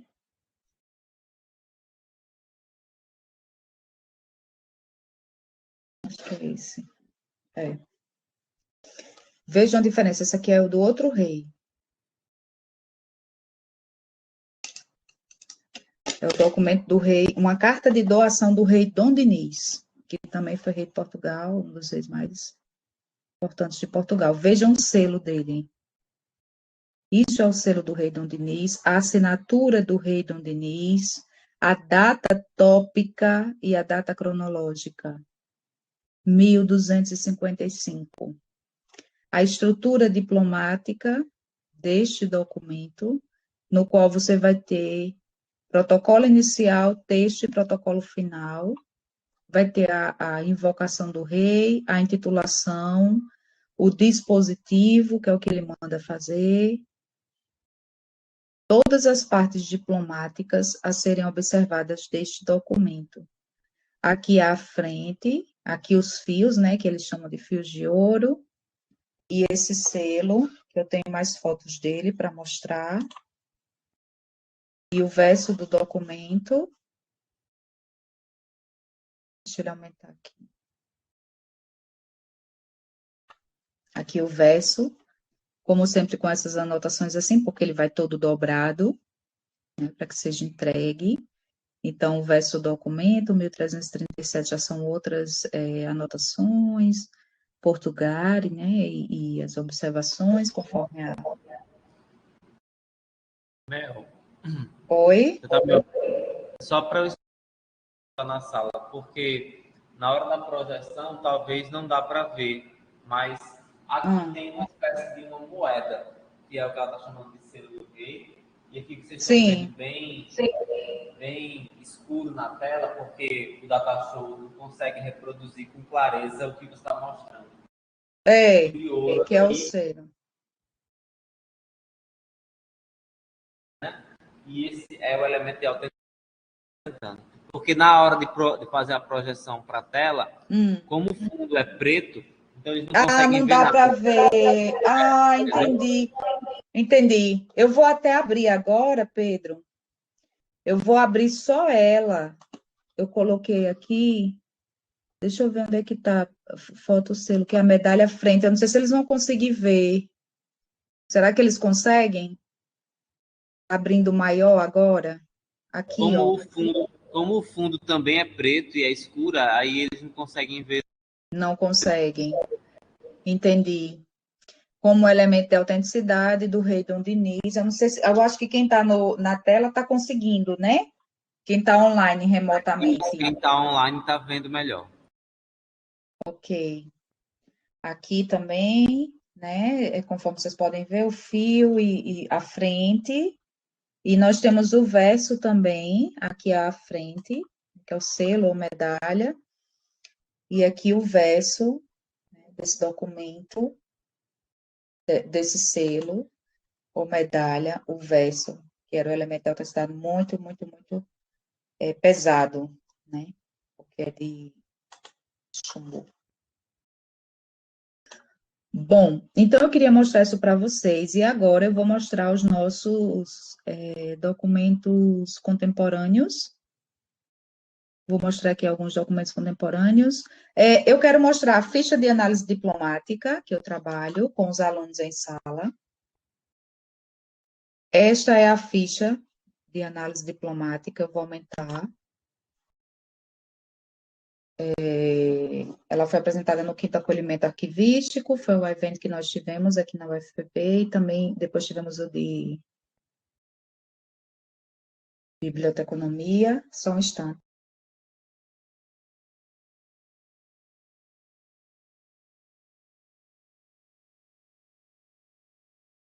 Bom, então aqui na nossa ficha de análise diplomática, vocês veem que nós temos a identificação da tipologia do documento, né, o nome, o título que o documento recebe do seu criador.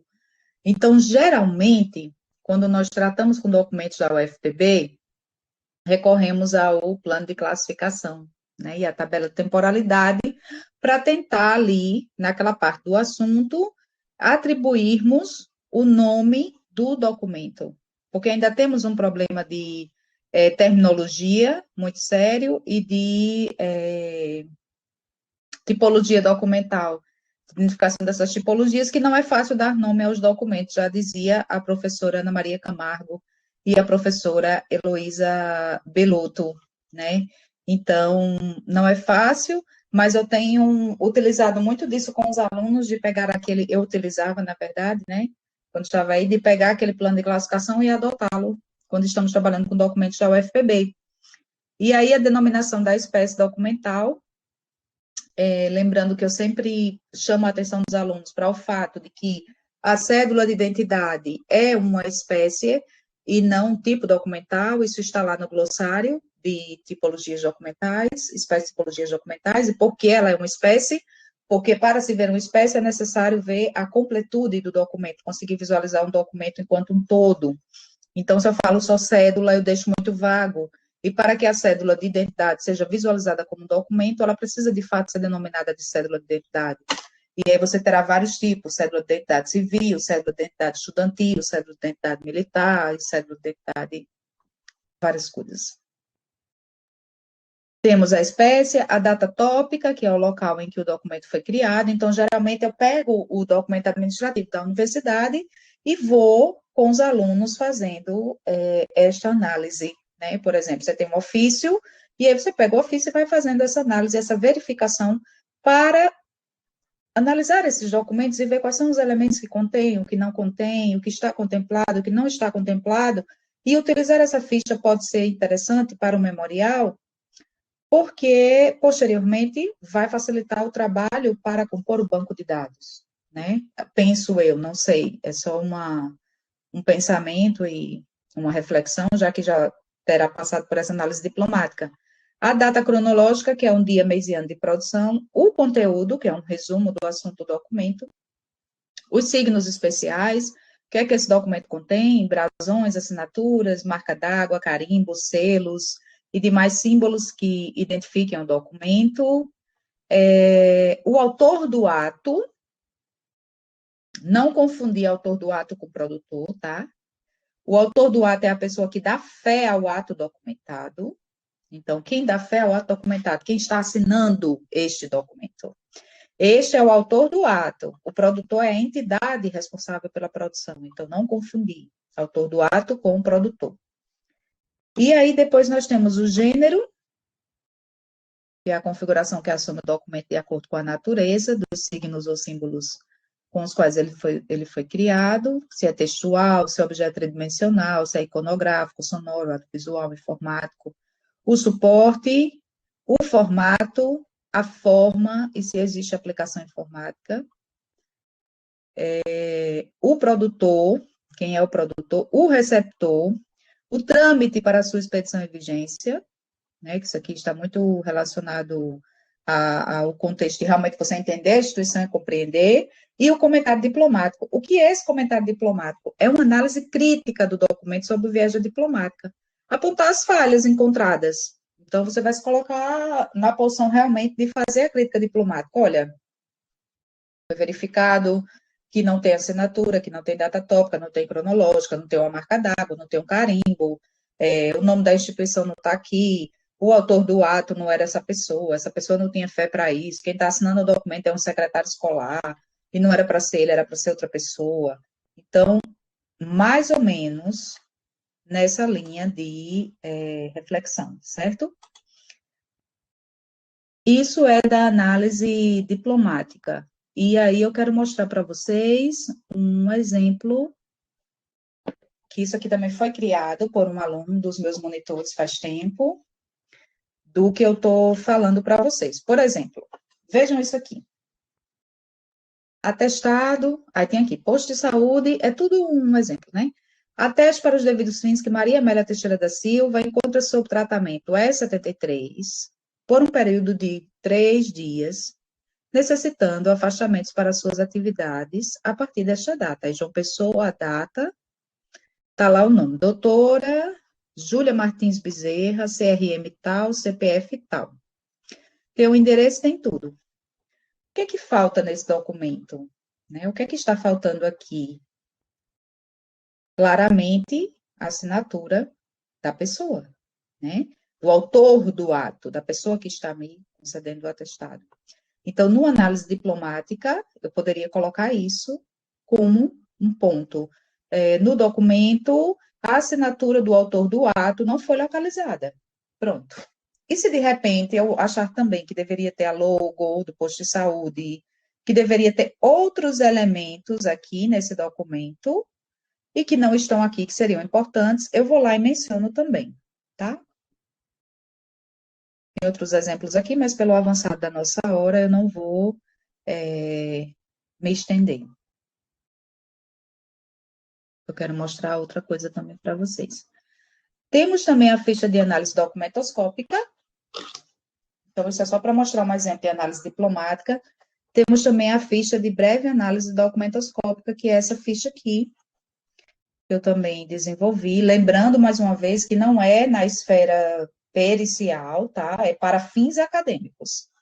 Que isso fique muito claro. Então, a denominação do documento, a tipologia documental, a espécie, data tópica cronológica, e aqui é o que vem diferenciar, que é a norma ou resolução que define a estrutura padrão do documento, porque isso é muito importante, se ter essa norma que define, e o parecer acerca do documento questionado, a análise dos elementos de autenticidade do documento, conforme lei, norma, resolução, mencionar os instrumentos e equipamentos utilizados na análise. Então, eu utilizei uma lupa, uma luz UV, ou eu verifiquei uma reação química, eu fiz uso de um elemento para ver que ali não tinha uma assinatura, ou eu recorri a outras instâncias para verificar que aquele documento não tinha sido originado naquele local.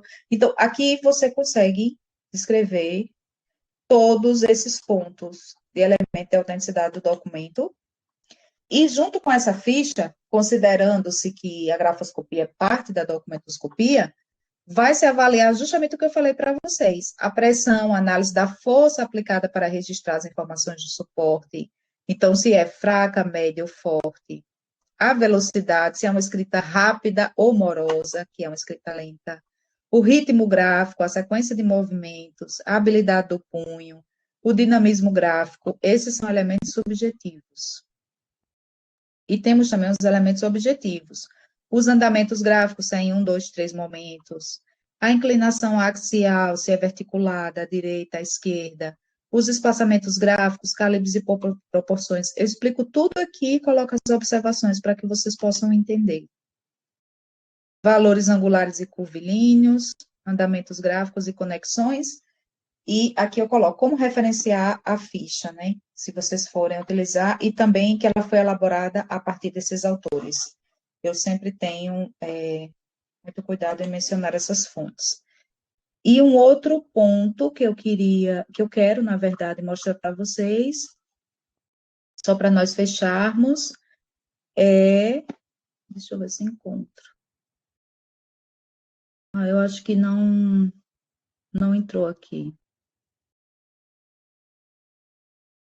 Bom, eu acho que não entrou, mas eu penso que o que eu apresentei já é o suficiente. Deixa eu ver se eu consigo carregar isso. Pedro, até pelo nosso tempo, né, Pedro? Mas eu queria. Eu vou só falar, Pedro, rapidinho, só em 2 minutos, e nós fechamos. E era para. Ok? Ok, Mel, pode ficar à vontade. Inclusive, se quiser restabelecer a câmera, eu acho que já está melhor a Já internet. posso, né? Uhum. Pronto. Ótimo. Eu quero só trazer para o contexto do.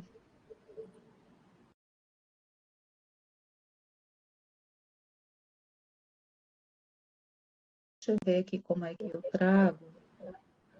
Ô, Pedro, como é que eu coloco o documento aqui? Eu estou no mais. Como é no mais, aí você vai procurar em gerenciar apresentações. Ah, tá.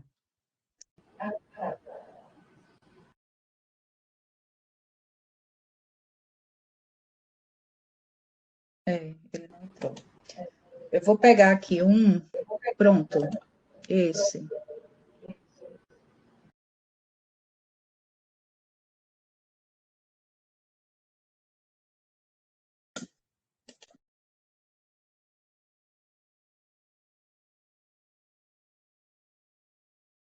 Quero mostrar para vocês esses documentos do CIGA.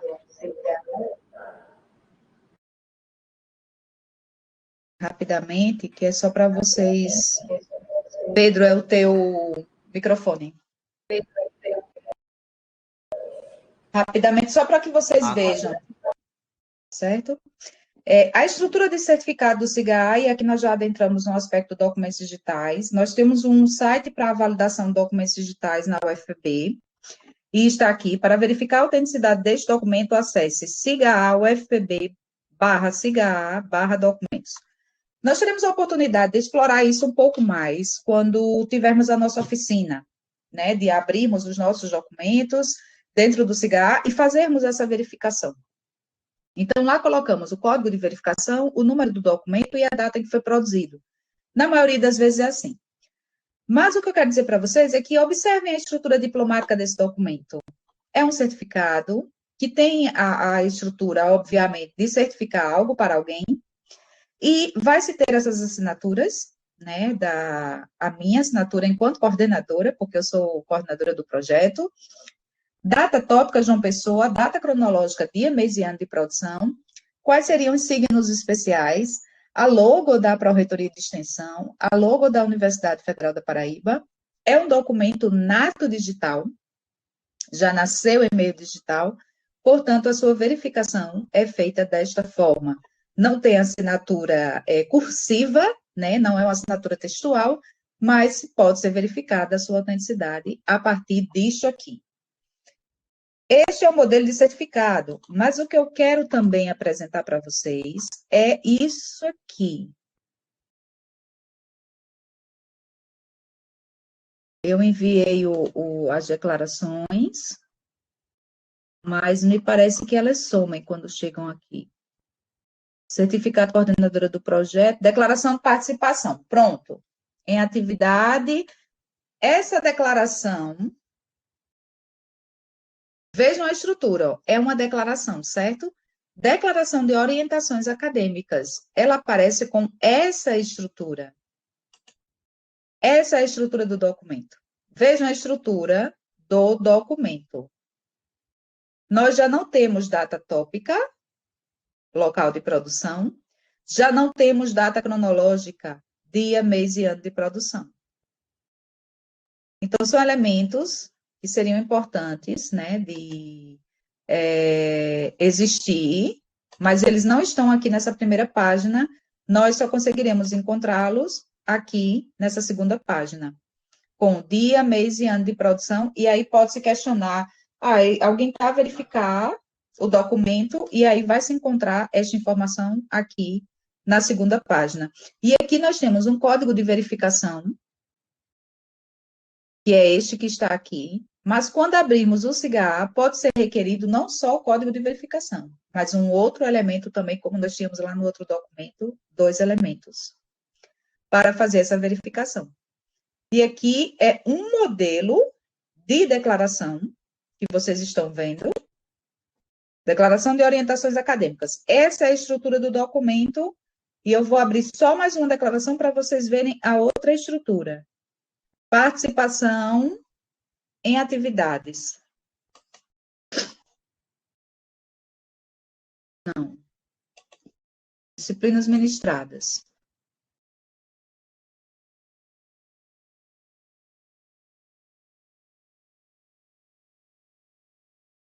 Não, não é essa. Participação em bancas. Aqui. Vejam essa outra estrutura de declaração. Aquela declaração que eu mostrei para vocês, essa daqui,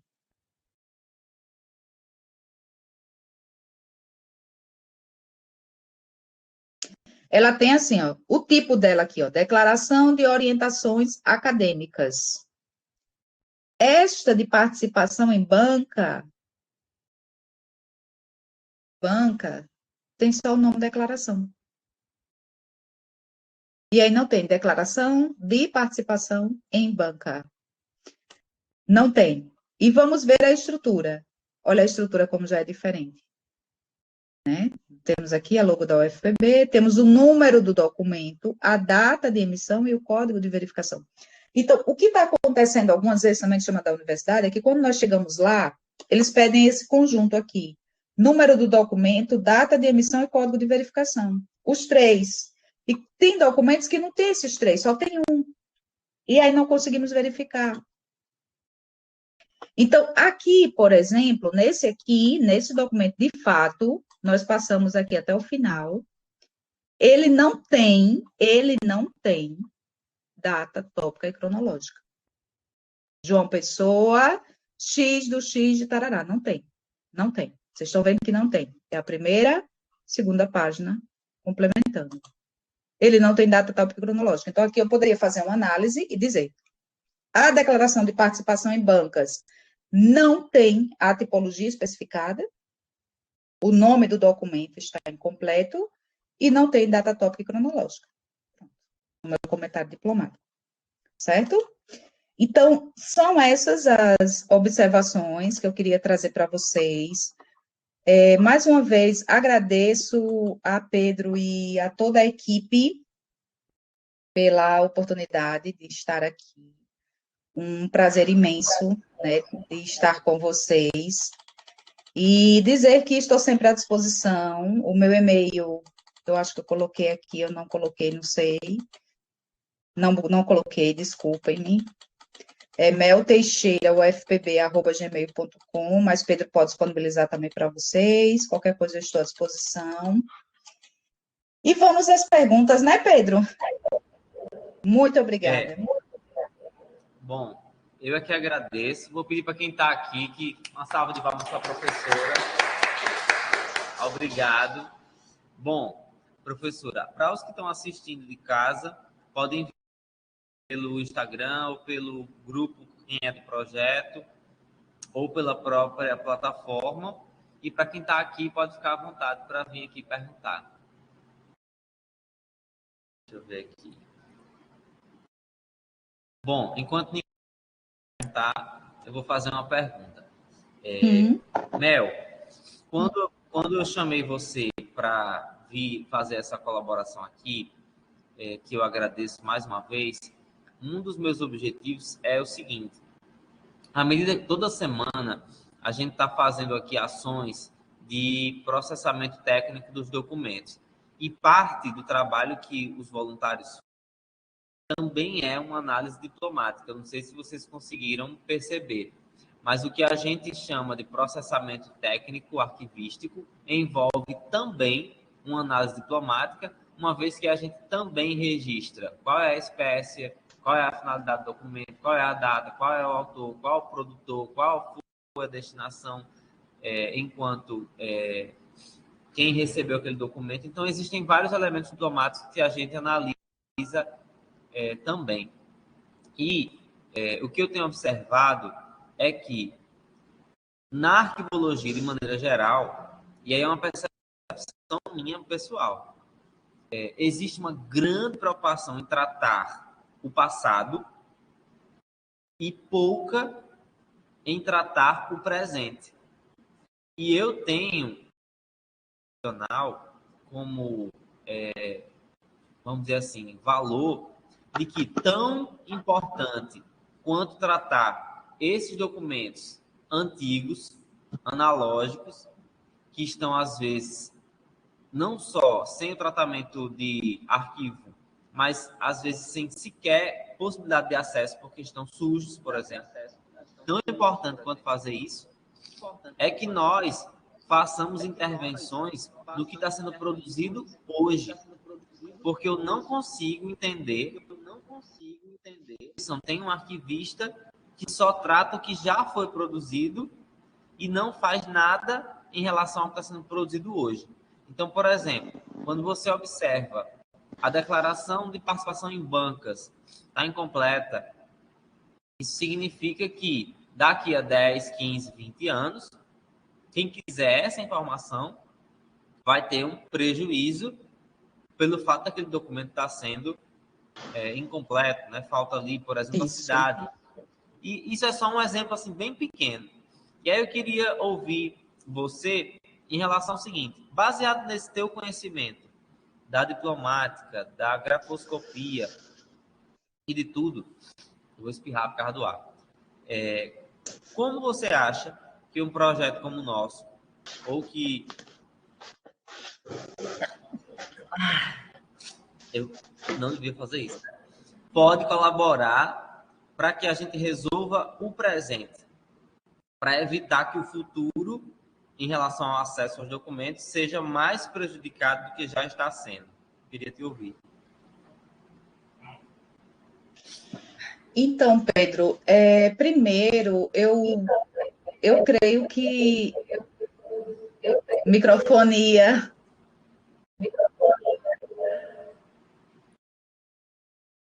Então, Pedro, eu creio que primeiro, um dos primeiros pontos, né, e assim, antes de nós conversarmos e de eu vir até aqui, eu tinha te perguntado, né, qual era a finalidade do projeto e qual era o objetivo, assim, mais claramente, e você me falou dessa questão do memorial, e eu penso que um dos primeiros pontos é definir o que vai compor esse memorial, né? Qual é o grande objetivo desse memorial e do acervo a ser trabalhado e o que você quer fazer com este acervo? Então, quando eu trouxe, por exemplo, a minha fala mais direcionada a esses tipos de documentais mais tradicionais, foi por entender que, por se tratar de um memorial, muito provavelmente vocês estão preocupados em tratar essa documentação para que possam inaugurar o memorial e, né, ter todo esse processo. Então, por isso que também a minha fala foi mais voltada para o que pode ser feito diante dessa documentação.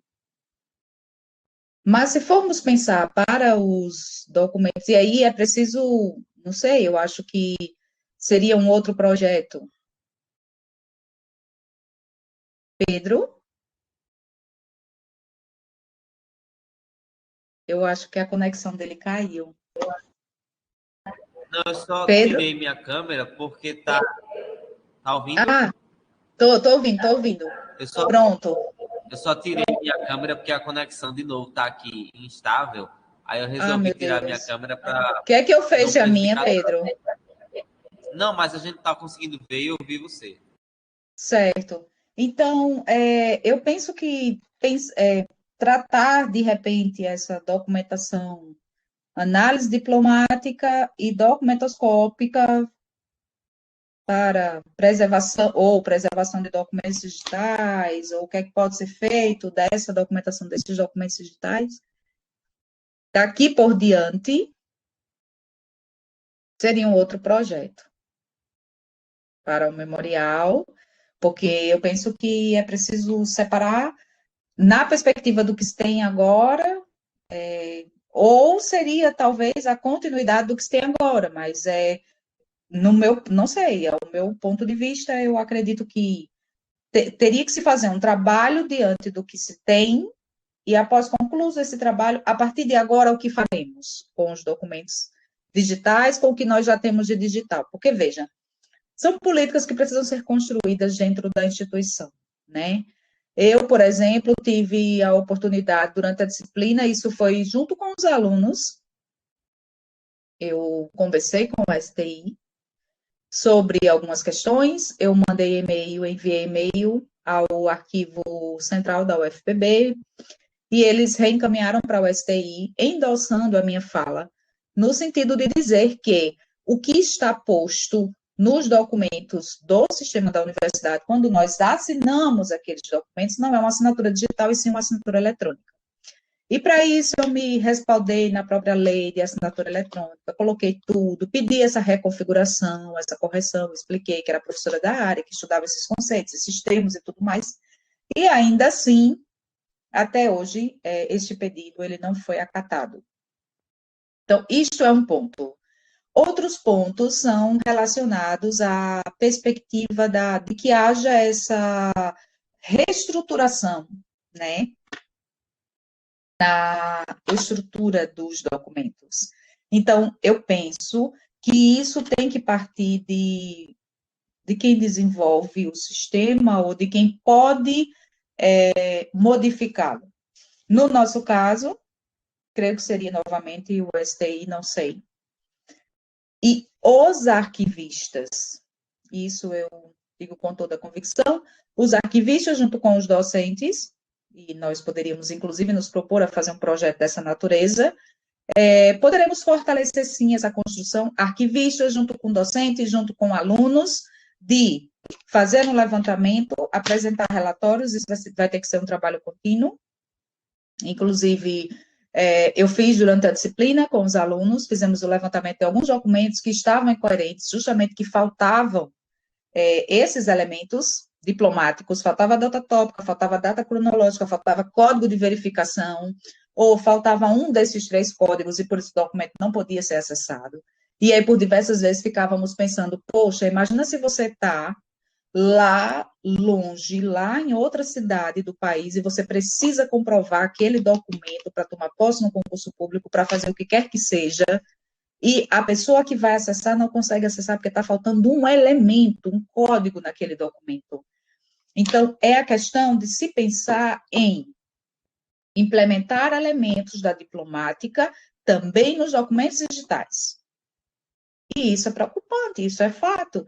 E isso nós estamos fazendo, estamos discutindo de alguma forma, só que precisamos avançar. Então, no meu ponto de vista, você me pergunta isso, temos base para isso, temos os requisitos do EARC, inclusive os requisitos que saíram agora. Então, o ideal seria termos repositórios digitais arquivísticos confiáveis, conforme tanto o professor Daniel Flores, conforme o professor Daniel Flores tanto menciona, né, o professor doutor Daniel Flores, tanto fala, mas é tipo, o que temos, o que é que temos? Temos um sistema, então vamos dialogar com essas pessoas e ver o que é possível ser feito. Mas isso precisa ser feito. Inclusive, aquela lista do validador da UFPB, os termos que lá estão, as categorias, né, de documentos, tudo aquilo precisa ser revisto, Pedro. Tudo precisa ser revisto. A linha é essa. Ok. Pessoal, tem alguma pergunta para a professora? Tá todo mundo tímido, viu, Mel, aqui na sala. Em casa Gente, também vamos ninguém. perguntar. Aqui.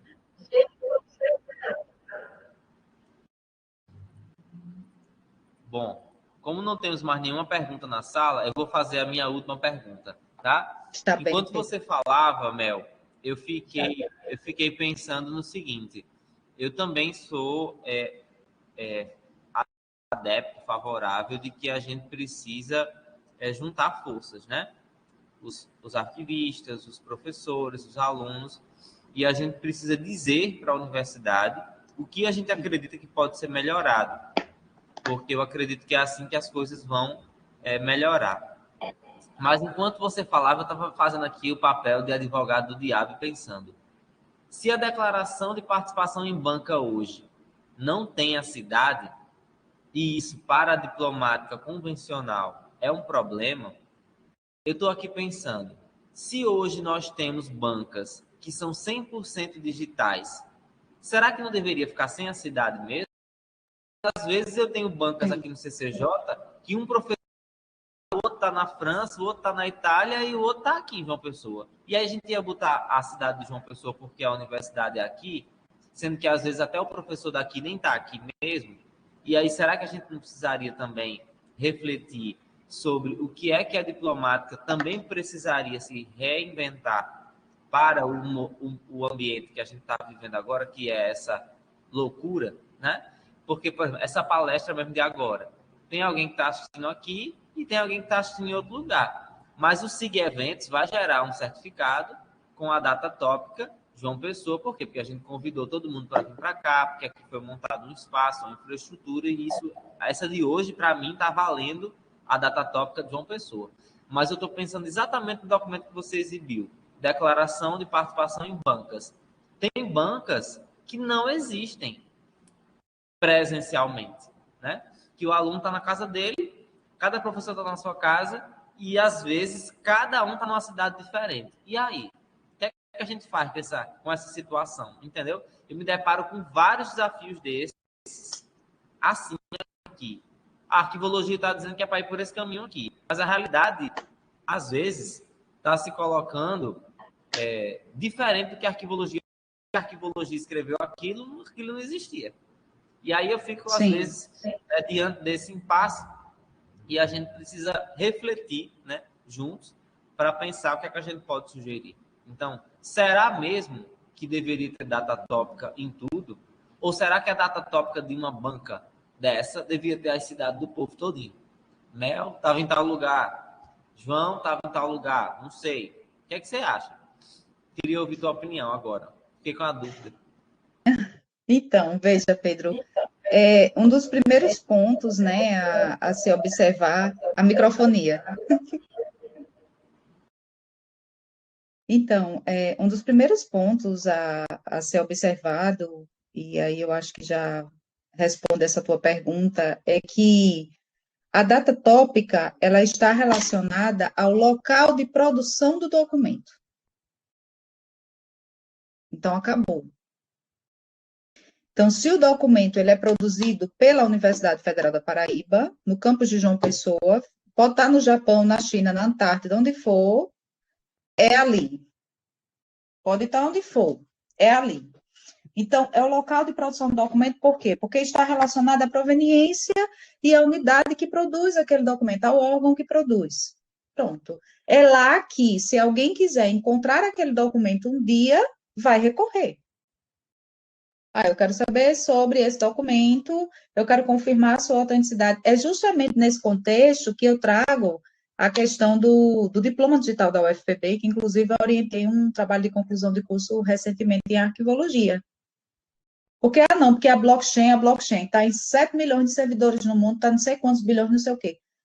Gente, mas é a proveniência que vai, de fato, assegurar a autenticidade. É saber que aquele diploma ele surgiu na UFPB e que ele teve vários documentos que deram força probatória para que ele surgisse. Então, se eu quero saber se realmente Maria Amélia concluiu o curso de bacharelado em biblioteconomia na UFPB, eu tenho que recorrer à UFPB. Isso é inevitável. Eu posso estar em bilhões de servidores.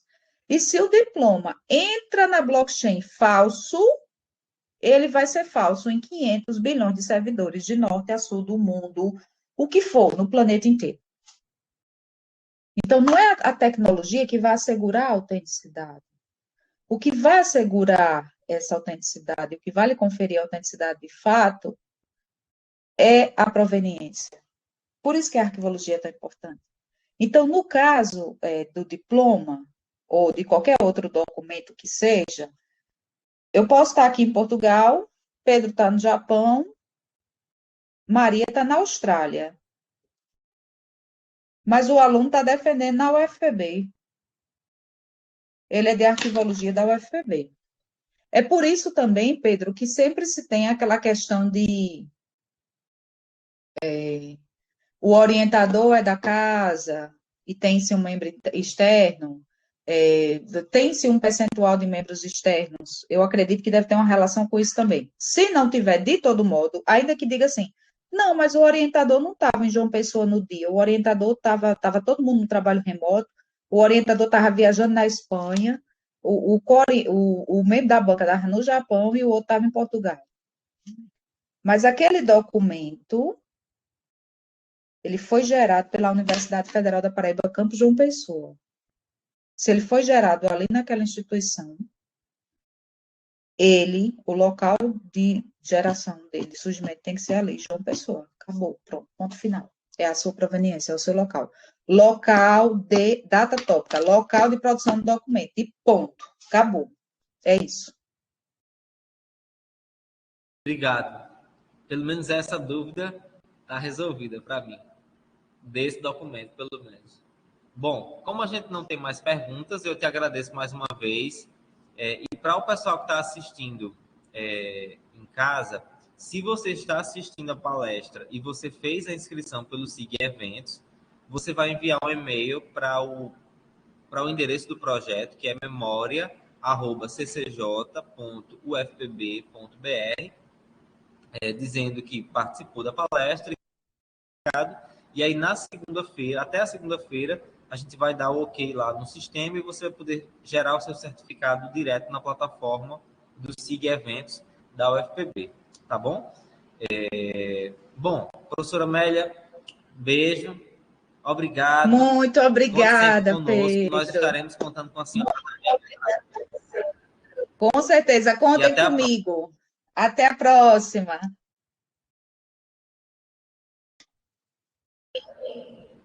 Tchau, tchau. Pausar a gravação.